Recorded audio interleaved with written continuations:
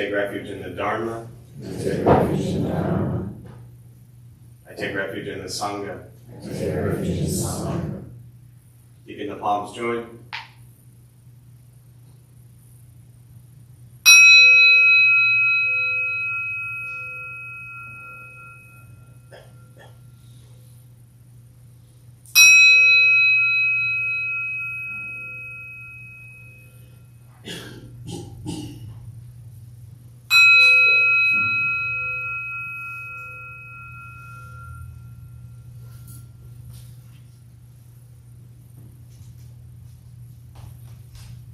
Palms down.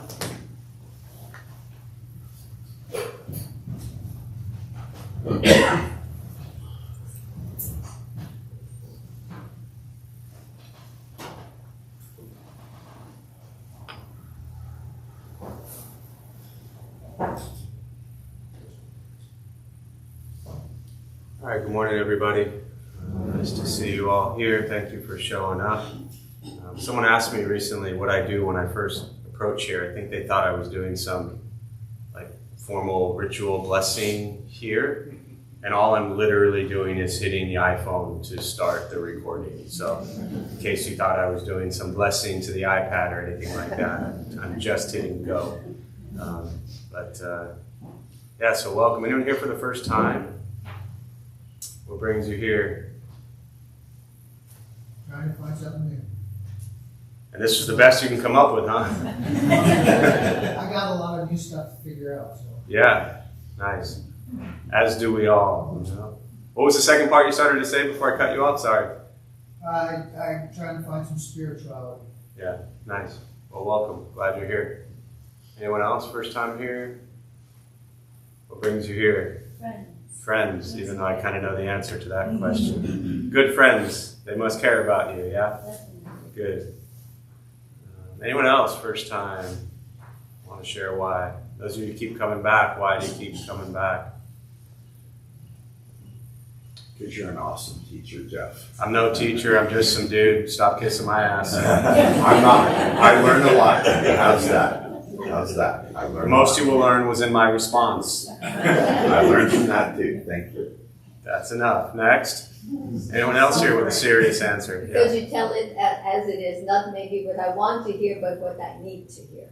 Yes. That's very difficult for most people to accept or embrace, you know? That's why there's not a million people here. Most of us don't want to be, spoken to so directly. A few of you do. And then, of course, you're making the ignorant assumption that I actually know what I'm talking about, which is always very dangerous, too, you know? So what else? First, why? Why keep showing? Yeah. The sense of peace that I have while I'm here and after I leave this reason, along with not kissing your ass. I appreciate your harsh humor. Yes. That's a good, I've never heard that expression. Harsh humor. Yeah. What else? Still suffering. Still suffering, right? I mean, we should have figured this out by now, right? It's hard, isn't it? Are you sick? You shouldn't be here. Recovering. You shouldn't be here. What's your name again? Anand. Anand, I love you. You're great. I know last time was your first time here, but if you're sick, there's a bunch of people here that we don't want to be sick. I don't want to be sick, and you should be home sleeping, not sick. You know what I mean? I don't feel sick. I know you don't feel sick, but you're sick. Yeah, I understand. Yeah. So You should go. okay, yeah, I get it. Yeah. I love you and all, and I'll see you next time. But Thank you. yeah. Get rest, please. Yes. Yes. We will dedicate all merit today to Anand, who just got kicked out. I've only kicked out like 3 people in 18 years, but thanks, Anand. We'll see you Tuesday when you feel better. Yeah. Anyone else want to play? I think we'll just leave it at that. So we'll start with the meditation practice. I was going to comment on the still suffering thing, but yeah, I mean, that's, just to touch on that briefly, I mean, that's the basis of this practice. I mean, it's the first thing the Buddha said, is life is filled with suffering. It doesn't mean all of life sucks, for those of you who might be new. It just means that we're going to struggle a lot throughout our lives, and that suffering will come and go. It'll be heavy and traumatic and extreme, and it'll also be, the little things in life. And so this practice is really designed and built and geared towards helping us look at our suffering that is still there. And, the beauty and the miserable part of all of this practice is that we are going to suffer our entire lives. And the sooner that we embrace that and we accept that, the easier this practice becomes. Very often we resist the suffering as if, we're going to escape it. We're not escaping it anytime soon. The question is, how much suffering are we going to be able to experience and still learn to embrace it with an open mind and an open heart, and learn to send love and compassion and kindness towards ourselves and others while we suffer. So being with suffering, embracing suffering, loving your suffering is really an important part of this practice. So, all right, so we'll start with the meditation practice. And to those who are joining virtually, welcome. Glad you're here. Thanks for showing up. Feel free to say hello as you are. There's a comment here that says, back to my question, why you show up. It says, I listen to you so I can listen to myself. And then the next person, thank you, Vincent, said, join us, Anand. Anand already left. I wish I'd seen this sooner. But Anand, you have an invitation to join us virtually. So, all right, so meditation. Nothing's going to happen to you. Right? You're not going to float away. You're not going to have any mystical, magical experiences. The mind that races all day long is not going to shut off. Don't judge your practice, meaning don't ask yourself, is this working or not working? Are you doing it right or wrong? We're just going to sit. We're going to breathe. You'll hear sounds inside, sounds outside. This is life. Life is filled with chaos. And this practice is learning to get quiet and still within all of the chaos. Posture, you just want to be comfortable if you are on a cushion. Often it helps sliding to the front third, pushing the stomach forward, allows the back to straighten. Shoulders are relaxed. If you're on a bench or chair, however you are seated, just trying to sit up straight if comfortable. Hands are rested on the knees or lap again, whatever is comfortable for you. If you need to move during meditation, simply move. Movement doesn't make you a bad meditator, just means you need to move. I'll guide us as we begin, and we'll settle into a little bit of silence.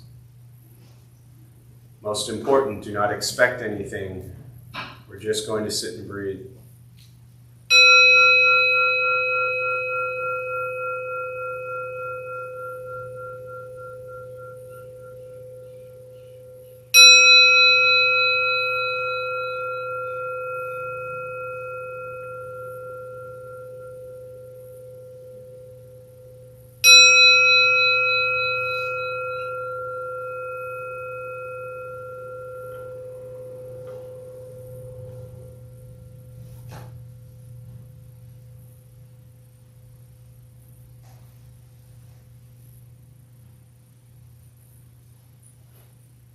And starting with the eyes closed if comfortable, or slightly open.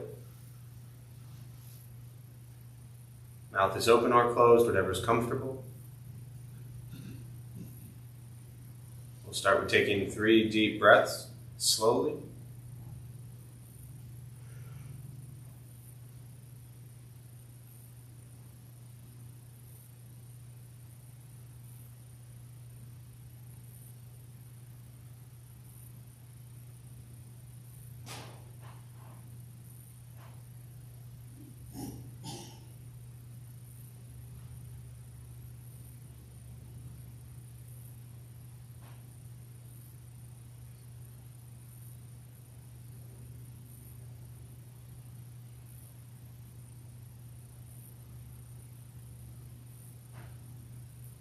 Eventually, settle into a natural rhythm of the breath.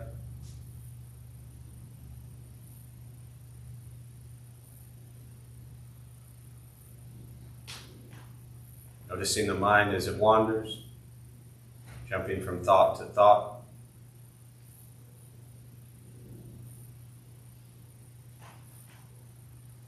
Start with gently guiding the attention, focus to the stomach or chest.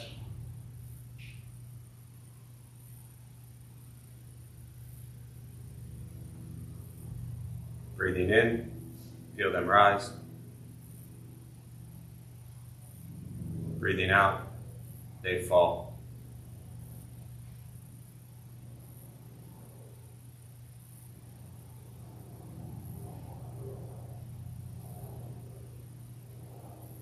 Simply continue this practice, observing sensation of breath, expecting nothing but to sit and breathe.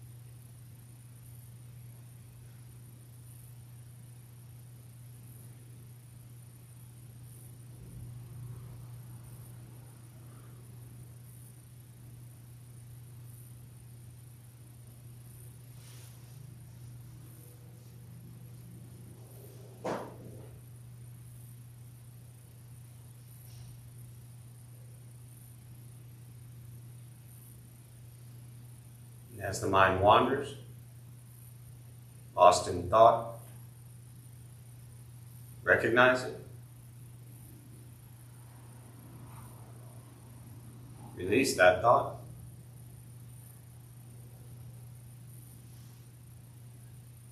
Return attention, focus to the breath.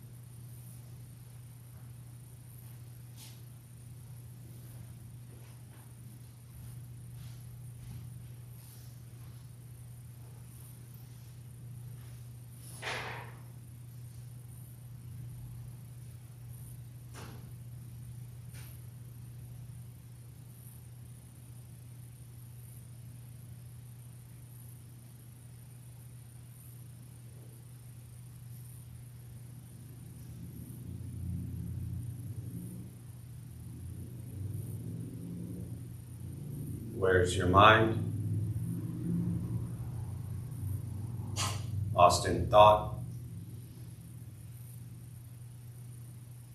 Return to breath.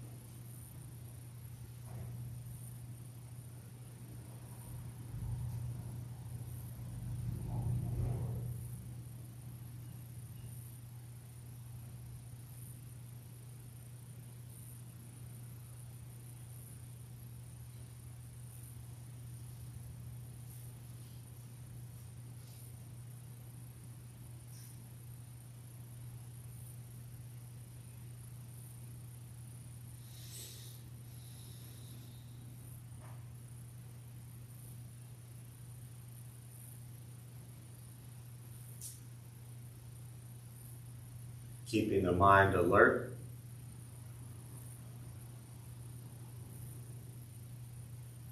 Aware of each sound.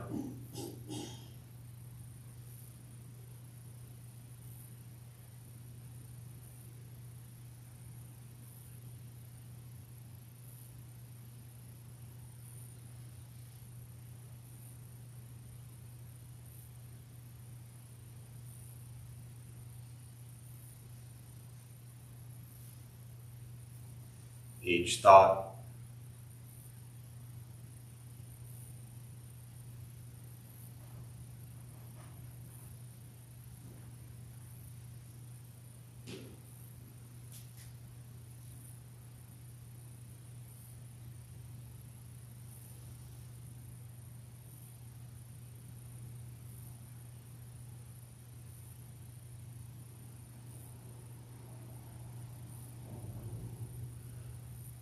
Each physical sensation.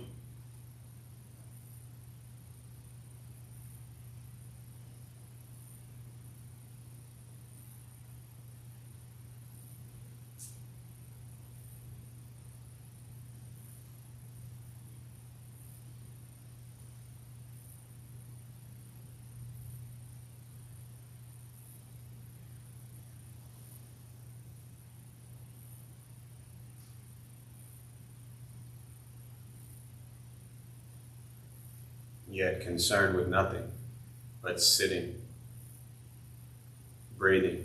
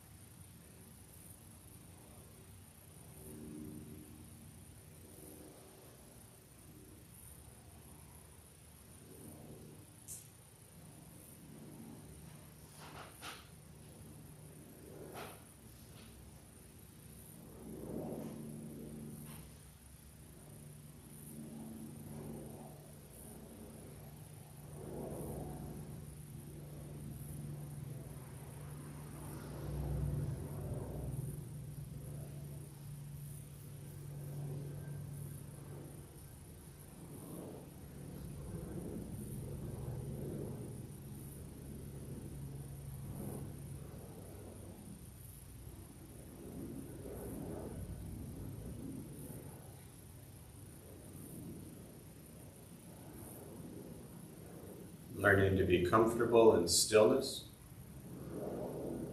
in quiet, wanting nothing but to sit and breathe.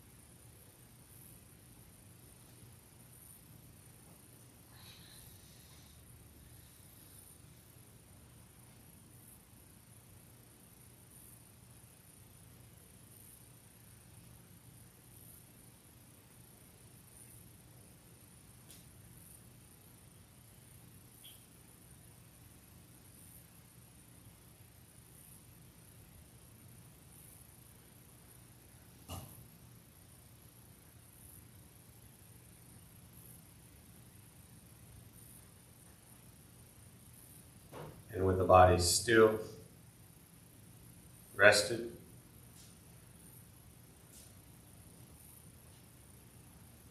and the speech quiet, aware of all sounds,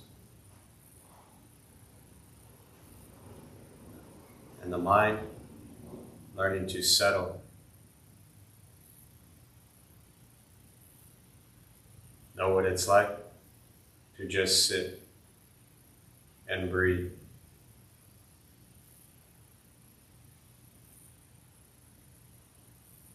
Knowing with each breath,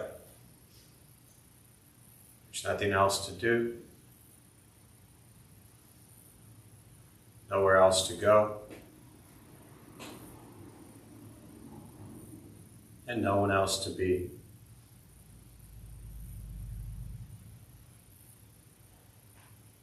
Everything beautiful, exactly as it is. Sitting, breathing.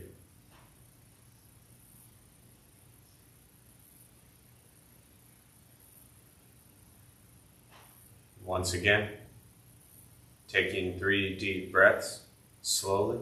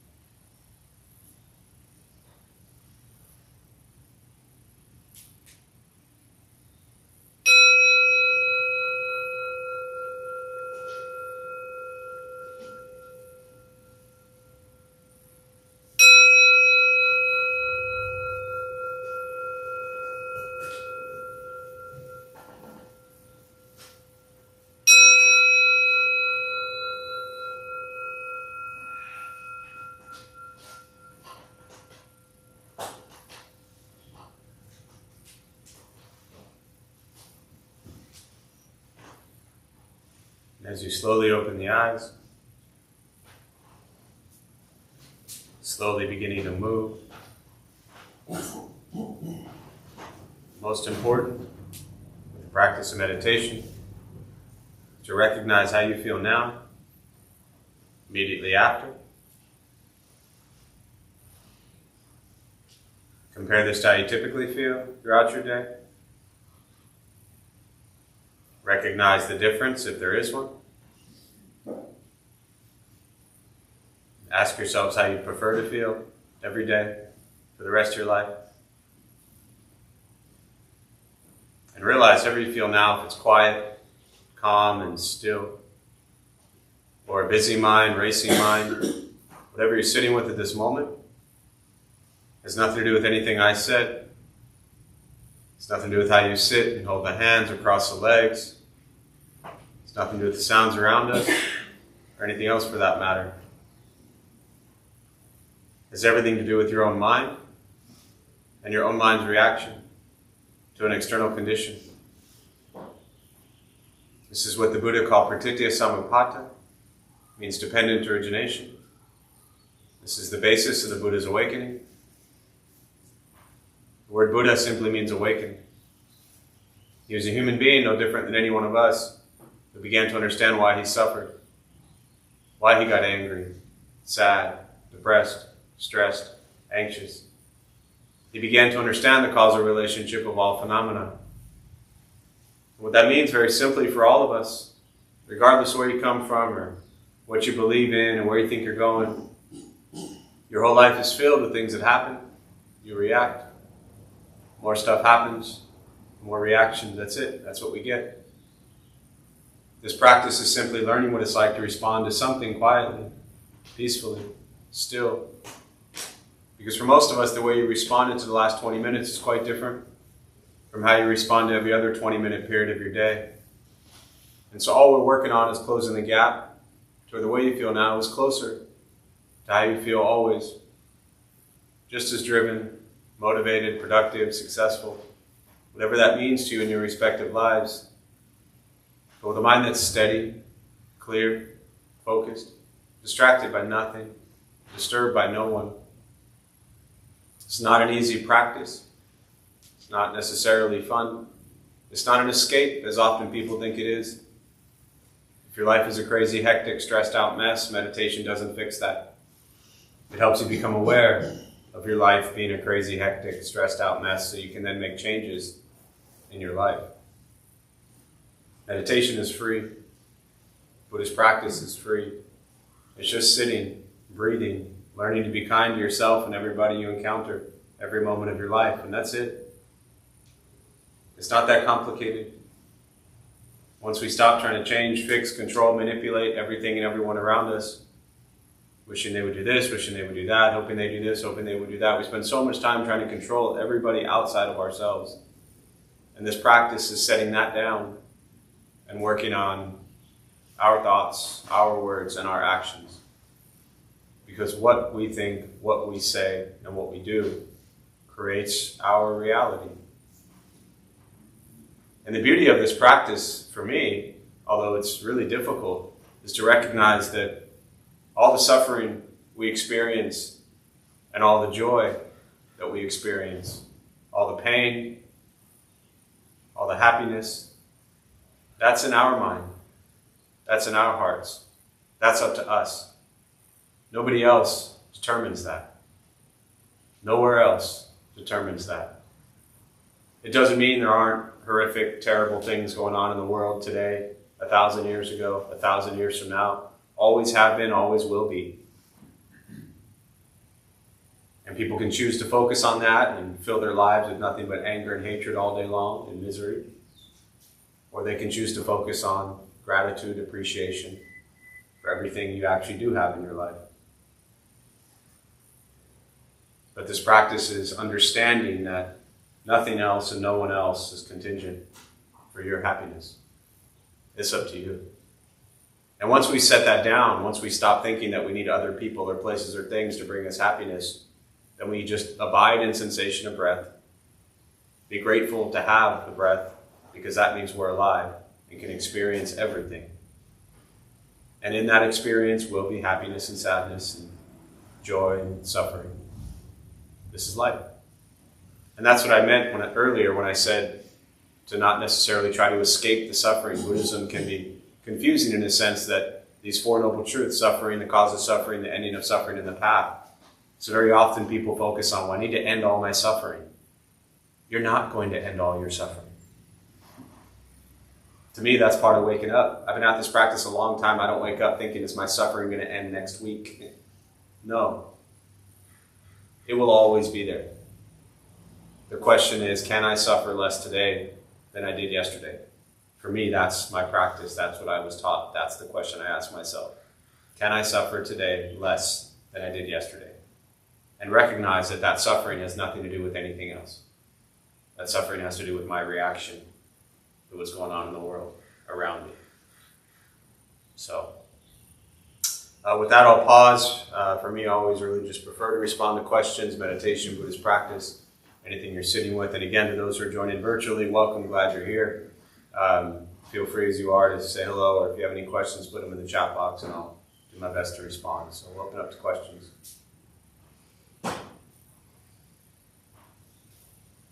Yeah.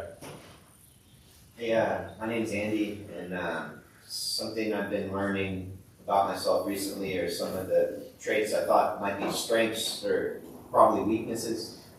I have a hard time asking for help. I'm overly independent, and I keep my personal life very private, so I'm not able to open up to people. I anticipate people letting me down, so I have trouble trusting. And I'm trying to kind of like recalibrate myself to break away from that, but I'm having a really hard time with it, and I was wondering if there's anything you could kind of give me to take, and I don't know. Yeah, so you want me to just change your life in the next 60 seconds? Is that... Yeah. No, but... Well, look at it this way. I mean, so one thing you just said, normally, I'll just say this. You just shared that one of the things you listed was that normally you have a hard time opening up to people, and here you are with, in essence, 60 strangers, and you just shared a lot about yourself. That's me trying to do that, That's great. My couple things. One, obviously, I appreciate the question that, you being vulnerable and opening up, because it's not easy, right? Show of hands of anyone in this room that can relate to anything or everything Andy just said. And if the one person in here didn't put their hand up, they're lying, right? So they need to work on that piece of their practice. But again, because other people experience what you are experiencing doesn't make it easier for you. But in what I'm about to say, I just wanted you to realize that that's life for everybody, and you're not going to be free from that. But the question is, can you improve that? Is really kind of what you're looking at. Can you get better at that? And the first thing is, one, don't forget to give yourself some credit, because you're here. You're here realizing that, recognizing that. And I don't mean just here physically at this moment on Saturday at 11, but you're here at this place in your life where, as you said, you're starting to realize these things. So don't forget every so often to stop and reflect and say, okay, this is progress. And for me, Buddhist practice is not about progress necessarily, but I'll use that word because I think it's important for us to give ourselves credit for the fact that there was probably a time in your life, maybe 6 weeks ago, maybe 6 months ago, maybe a year ago, you never would have said what you just said, right? Yeah. It wouldn't have mattered to you. You wouldn't have cared. It would have been, didn't make a difference. And now it does. What that tells me is you're on the right path. The second piece to this is, sadly, you just have to be patient. Because part of, Buddhism we call waking up, this kind of enlightened spirit, this enlightened mind, is waking up to our suffering, waking up to all the things you just said about yourself. Now in all the things that you think are negative about you, you probably have some good things about you too, right? Yeah. Right? I mean, you helped people before, you cared about people before, you've done good things for people before. You didn't list any of those, did you? No. Don't forget to focus on those too. And, the reason I emphasize patience is that, if someone's been angry for 30 years, it's going to take longer than 3 months to cut through that anger. So in Buddhism, we talk about the practice of diligence, right? It's called Bodhisattva. Bodhi means enlightened, sattva is being. This statue up here is Samantabhadra. He represents great diligence, great effort. And the 6 tusks on the elephant are what's called the Paramitas. Translates to perfection, but it's not about being perfect. It's a practice of generosity, morality, patience, diligence, concentration, and wisdom. So for you right now, the practice from a Buddhist lens would be patience and diligence. Be patient as you diligently work through all your shit. You got a lot of stuff going on. That's okay. Just keep showing up one day at a time. Keep recognizing your ignorance, and I mean that with all the love in the world, right? Same way I sent Anand home, with all the love in the world. But you're doing great. Does that help? Yeah. Yeah. I wish there was read page 72 and you're good. Unfortunately, it's just not that simple, So, what else?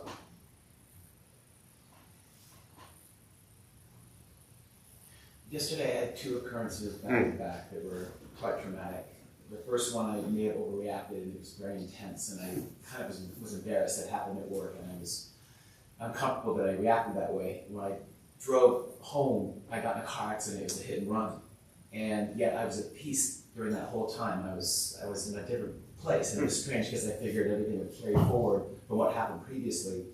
I don't know if you have an answer to this, but I'm hoping that with practice, meditation can help me always be at that level where I'm accepting what's going on. I'm not trying to push it away, but I can be like I was in the second occurrence. Does that make sense? Yeah. Well, first thing is the hit and run part. You're not the one who ran, right? I just want to make sure. Be glad you're seemingly okay, and everybody else hopefully was okay. I think that to your question about will meditation kind of make you always that way? I always look at. I don't want to say yes or no to that, but I always look at meditation really as preventative more than anything. In essence, a lot of people deal with tremendous stress, anxiety, trauma, whatever it might be. And so then they turn to meditation to kind of fix it. It would be like starting to brush your teeth after all your teeth have fallen out. You know, we brush our teeth every single day since we were a little kid. Somebody put this thing in our hand and was like, do this. And we're like, huh? And we condition ourselves every single day, right? Did you brush your teeth today? Yeah. Yesterday? Yep. Probably tomorrow, right? You can tell me where your toothbrush is, how much toothpaste is squeezed out of the tube, what color your toothbrush is. You do the same damn thing every single day brushing your teeth. You don't even think about it, right? Not a day goes by that you miss it. Why?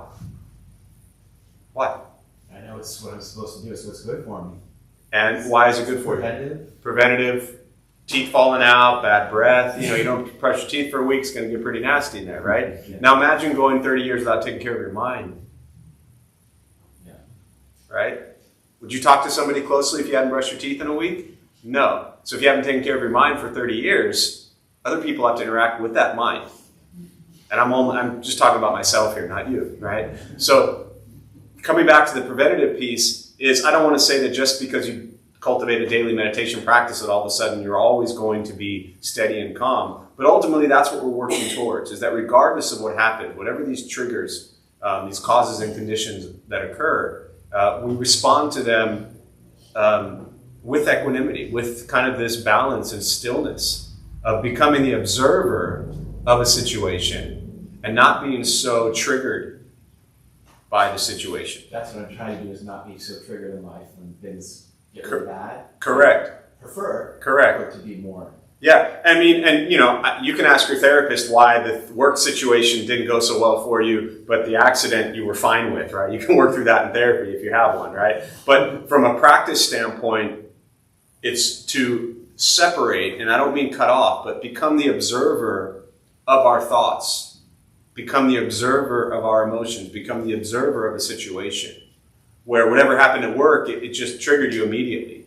So what we're practicing in meditation, during the meditation we just did, there were sounds, right? There was movement. You had a million thoughts like everybody, but what did you do with them?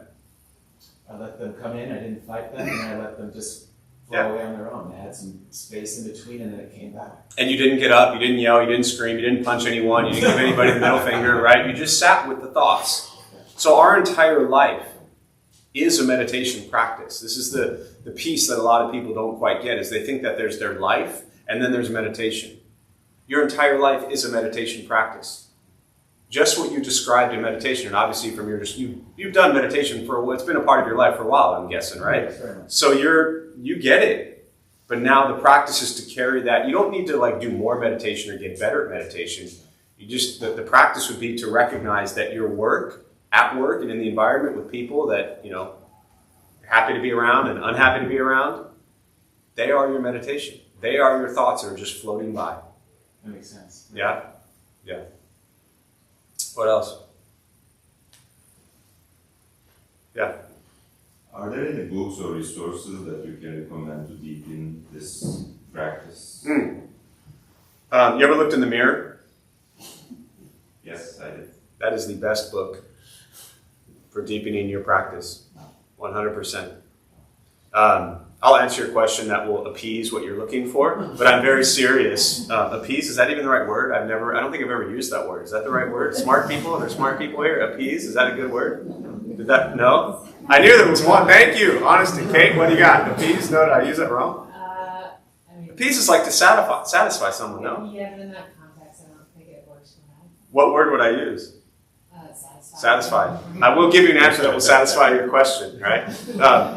But I mean that seriously. I talked about this last week. A beautiful meditation practice is to sit in front of a mirror, because all of your madness is right there. Truly.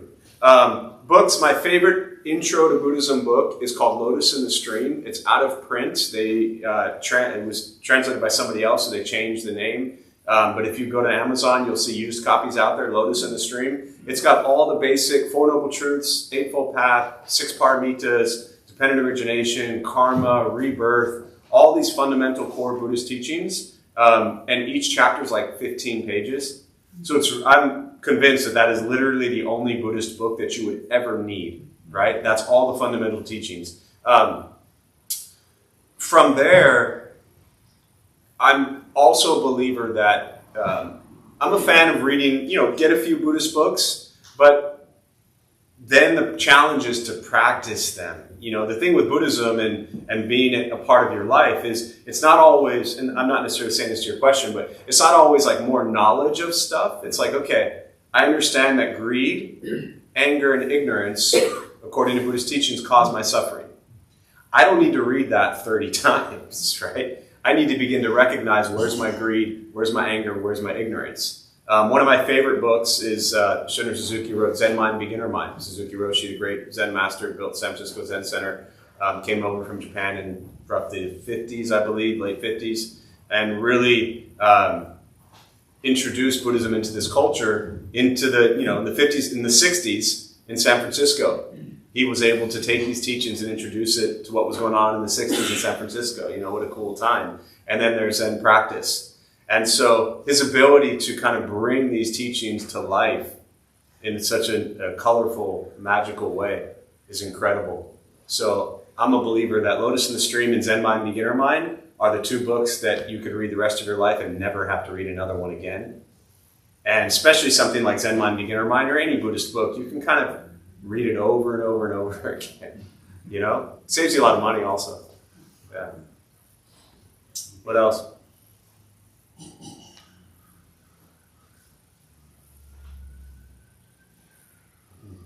So I just got this really great job in my field. You couldn't have a better job, and for a lot of reasons. And I'm having a little bit of imposter syndrome, kind of feeling like, how'd that happen?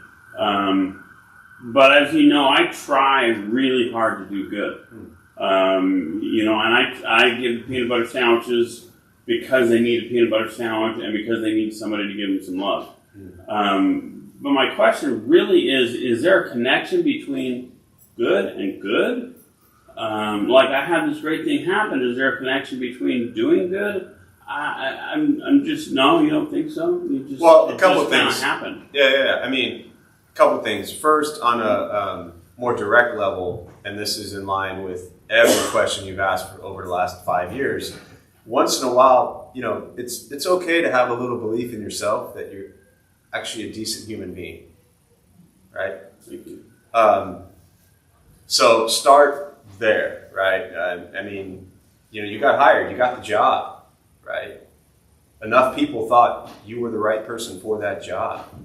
So while you might hate yourself and think you're a terrible person, there's enough people out there that don't think that way, right?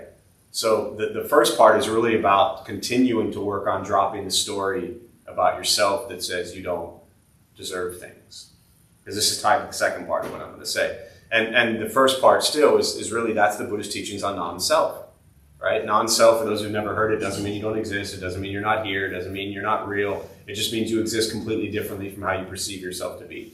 So you have a perception of yourself. You tell a story of yourself. You think, this is who you are. This is what you're good at. This is what you're bad at. This is what you like. This is what you don't like. And you create this story your whole life about yourself. And you build that into that becomes your identity. And you think that's you. But then you line up 10 other people to describe you, and they say 10 completely different things. So whoever that self is, it's just moment-to-moment experiences that occur over your entire life.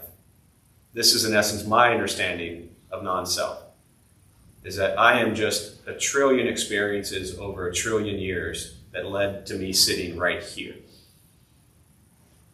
That just because my name is Jeff, that Jeff is not who I am. That's just a name, right? So non-self is understanding to drop the story that Matt is telling Matt about Matt, right? The second part is kind of your connection between, in essence, you're asking about karma, you've been doing good stuff. So your question really is, because I've been feeding people sleep on the street every night, is that the reason I got the good job? No. Nothing to do with it. Completely unrelated. But at the same time, not unrelated at all. Right? I'll come back to karma in a minute. Not unrelated at all, meaning you feeding people on the street consistently has changed you. Has helped you see yourself even gentler than you normally do. Has helped you feel better about yourself. Has improved your life. Has kept you away from bad habits. Doing good things has improved your life. Because your life has improved, you created conditions that put you in a situation to get a good job. So in that regard, they're absolutely connected. But karma is, does that make sense so far? Okay. Karma is not this linear thing that this idea of, as I always say, karma is the most misunderstood teaching in kind of Western Buddhism, where we often think that karma is what goes around comes around. This is not karma. Karma literally means action. And we generate karma three ways: what we body, speech, mind, what we think, what we say, and what we do. That's it. Karma is not what we get, karma is what we give. Karma is what we bring into the world. It's like shooting pool. The cue ball goes into the rack. Every time the cue ball goes into the rack, the white ball goes into the rack, the rest of the balls, everything goes in a different direction. We are that cue ball our entire life. So every person, place, and thing we encounter and come in contact with, we leave an imprint on them. That's our karma, what we're bringing into the world. Our Western way of seeing karma is very selfish, like, oh, what am I going to get? Or they did bad, I hope they get their karma's coming for them. Karma doesn't work that way. The expressions of they're going to get their karma, you don't get your karma. You're creating your life based on what you think and say and do. Right? So, yeah. And the last thing I'll say is that, to kind of your question of like, is it so linear where I'm doing good things by feeding people? Does that mean I got a good job? You ever done good things and had bad things happen? You ever done bad things and had good things happen? So, it's just things happen. It's not even about things happening for a reason, which again is another very Western psychological way of justifying shit that goes wrong. All right? Things just happen. Why does everything have to have some deep meaning? In this Western way, in this kind of therapeutic way, we want to look at pain and suffering and say, well, something good is going to come from it. No, people are in pain and suffering. That's what's happening. Good doesn't have to come from things. Bad doesn't have to come from things. Things just happen. Not everything has to have a meaning or a deep reason to it. That's just our mind trying to justify and excuse and embrace what's going on. Things happen. This is life. What else? Yeah. Talk about practicing generosity. How do I know that my motivation is not really like, oh, I'm doing that, but I really want to get something. I'm really doing it just for not ego-driven. So how do I? How do you know? Yeah. So it's as all are, that's a common question, but what's interesting is the way you asked it was a little bit different around your question, for those who didn't hear it, was around generosity, and how do you know that what you're doing is really coming from a good place versus it's just for me. Often people ask the similar question, but talk about not so much the recognition of it, but just, am I doing it only for me? Ultimately, I'll say this. I think in most cases, you'll know. Truly. I mean, I always give this example, but 22 years ago when I started doing prison work, I'd been to the Buddhist temple like 3 weeks. And the guy who'd been doing the prison program was going back to Germany for a month and said he needed somebody to fill in. And my first teacher, Venerable Yijur, said, Jeff will do it. And I was like, oh, okay. I guess I'm going into prison now, right? In case y'all wonder why I just tell you to do things, that's why I learned from the best, right? She just said, go do it. And I would go into that prison every week. And I was miserable and depressed. And I was going there because it made me feel good. It made me feel better. It made me feel like I was doing my good Buddhist thing. I wasn't there for them. I was there for me. You know who benefited? All of us. Okay. Right?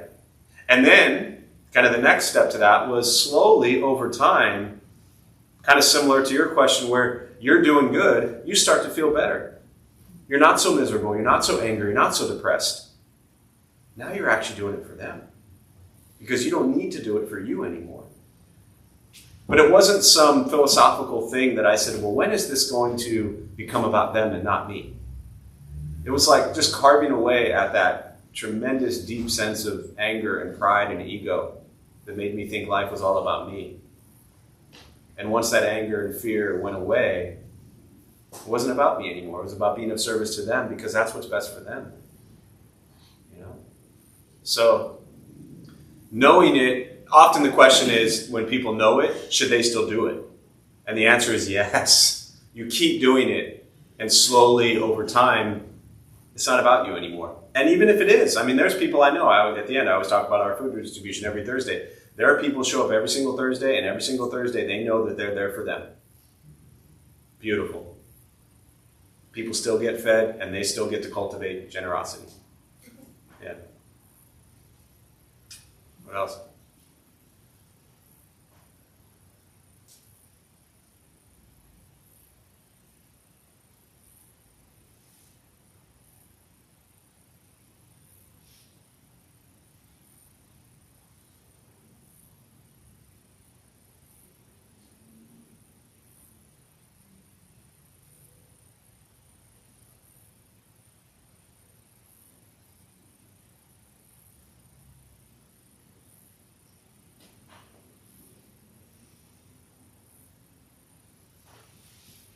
A couple of weeks ago, you were talking about different schools of Buddhism, and I remember you were talking about one particular school that practices they do basically self-practice rather than teaching others versus you prefer that you basically don't wait for the enlightenment, you learn and teach others and you learn it by teaching them. Yeah. So I was curious about how did you come to that understanding? What was your experience? Have you tried different ways when you first started learning? Sure. Yeah, no, good question. And just to kind of back up, to give it some context, so there's, for those who didn't hear it or aren't familiar, there's three major schools of Buddhism really that kind of live today. When the Buddha lived 500 years before Christ, 2,500 years ago, that early teachings of the Buddha is initially what was called Theravada, actually Hinayana, really. I'll come back to Theravada in a minute, but it was called Hinayana. And that was what they call the elder school of teaching. I'll come back to this in a second. And then about 500 years later, as Buddhism spread north into China, Japan, Korea, you have the development of what's called Mahayana Buddhism. And that's where that second part, what I practice, that Bodhisattva practice comes into play. And then about 1,000 years after the Buddha died, Buddhism goes into Tibet. And you have what's called Vajrayana Buddhism. Now, all three words, Hinayana, Mahayana, Vajrayana, Yana, Y-A-N-A. Yana means vehicle. So the original teachings of the Buddha, Hinayana, Hina was lesser, so they called it lesser vehicle. Maha means greater, so they called it greater vehicle. And Vajra means diamond, they call it diamond vehicle. Now, a council came together at some point in time, a long time ago, and realized that they shouldn't call one school of Buddhism greater or lesser than the other. It kind of seemed very un-Buddhist to say one is greater than the other. So they changed Hinayana Buddhism to Theravada.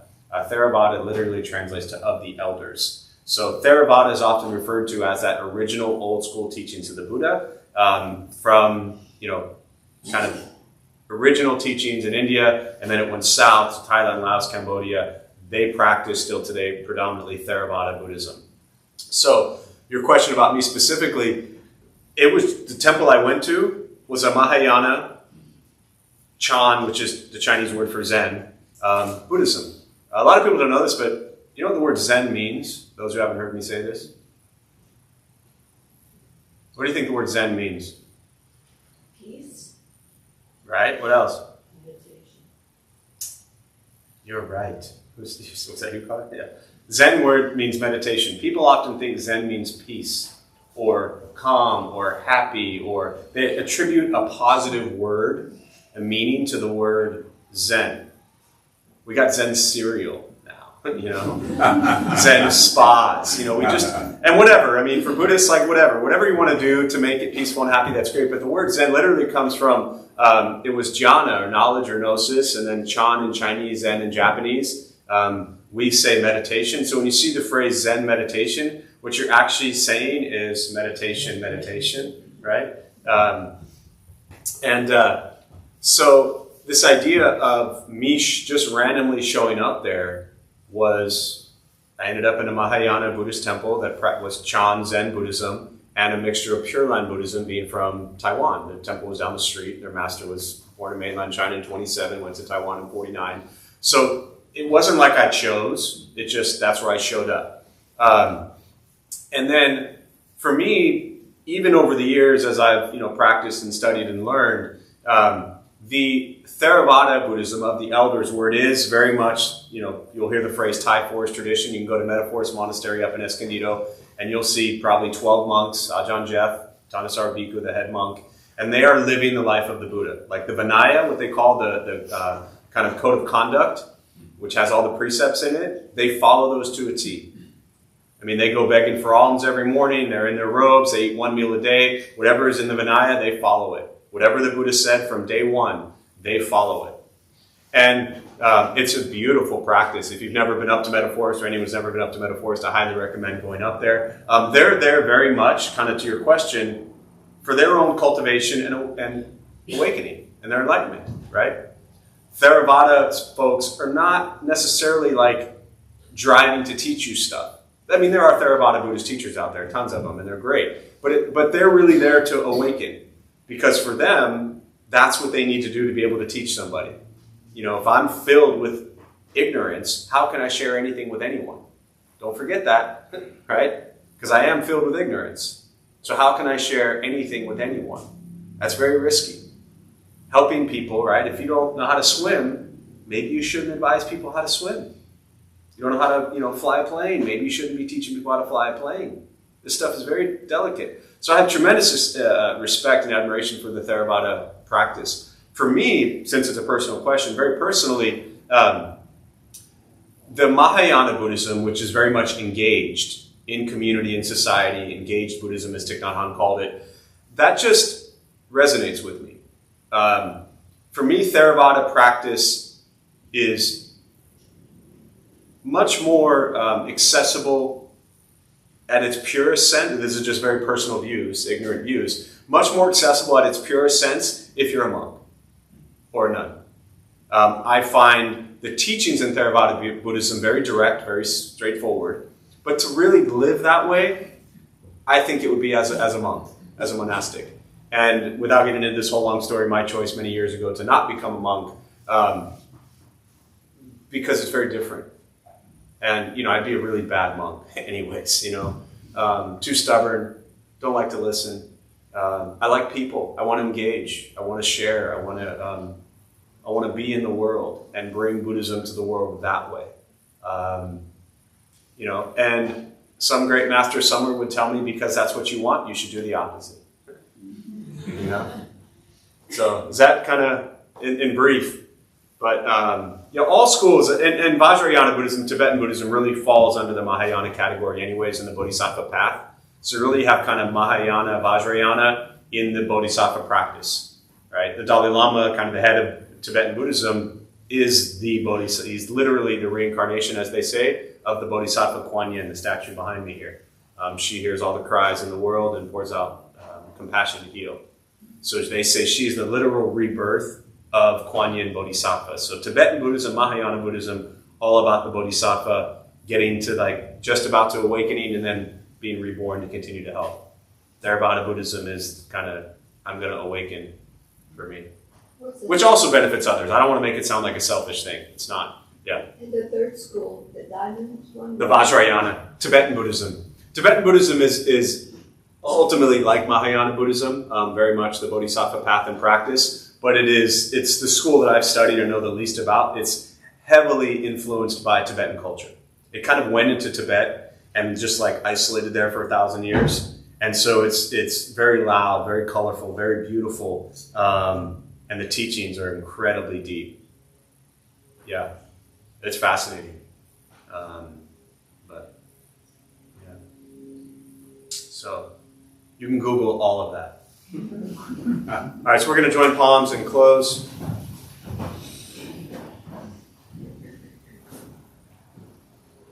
May the benefit of this practice be shared with all beings in all directions. May all beings be at peace. May all be free from suffering. May any merit gained from this practice be transferred to those who need it most.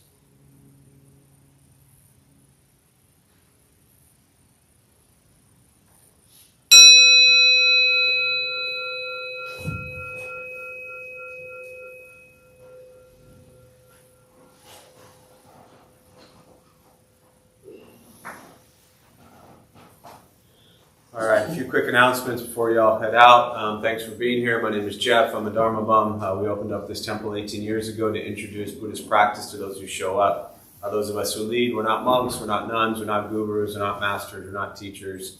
We're just practitioners doing our best to share our unenlightened views of Buddhist teachings with those who show up. Every night we have different people who lead from different schools of Buddhism. Every Thursday, 4:30, we do, I still think probably the best thing around here, it's a food distribution program. We prepare gourmet vegetarian meals, and also known as peanut butter and jelly, and we feed people who sleep on the street every week. So anytime you lack gratitude and you think your life sucks, just go feed people sleep on a sidewalk, and it tends to put things into perspective. First Saturday of every month, we have a half day of silence, so 20 minutes of silence is absolute torture for you, and I strongly recommend doing it for 4 hours. It's not 4 hours straight, it's about a 20-minute meditation, which is broken up with a few minutes for a walking or cleaning period, and then that just repeats for 4 hours. Otherwise, Eric, do you want to do your announcement? I figure that's why you're here. Oh, I usually show up the day before. Then you don't have to do it today. Well, Sunday the 23rd, the Social Sangha is going to the Museum of Us. It has some good messaging that aligns with this place, so we thought it'd be a good outlet. And then we'll get some lunch across the street. So if you're interested in the Social Sangha event, talk to Eric. Otherwise, Buddha Free is downstairs if you need anything. Thanks all for being here. And our new class, even though it's a couple weeks in, I still like to introduce it. Every Wednesday night at 7 o'clock. We now have a Buddhism and meditation in Spanish. Alma's been leading it. We'll share, a few other people will rotate in and lead it. But every Wednesday at 7 o'clock is basic Buddhism and meditation in Spanish here. 7 o'clock here Wednesdays. So thank you all.